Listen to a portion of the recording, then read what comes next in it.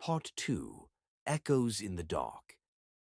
2 days later, Emily ventured into the same woods in search of Sam. He hadn't answered any calls, and his car had been found abandoned near the entrance to the forest. She had begged him not to go, but Sam always had a death wish. Now she felt the same creeping dread that he must have felt, the air thick with unseen danger.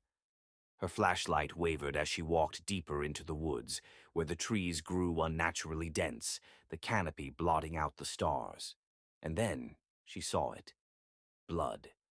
A dark, wet smear glistened on the tree trunks, leading deeper into the forest like a breadcrumb trail of death.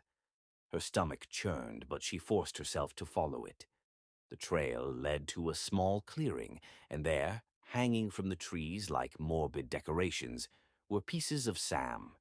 His organs dangled like ornaments, his eyes gouged out and placed carefully in his open hands, his skin peeled back and draped over branches. Emily screamed, backing away in horror.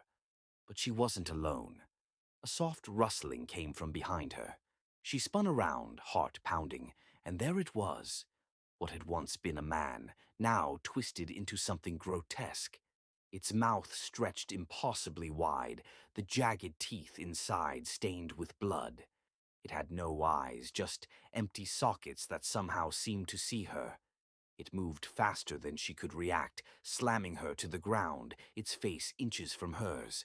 She felt the cold press of its fingers digging into her sides, squeezing until she felt the sharp snap of her ribs breaking.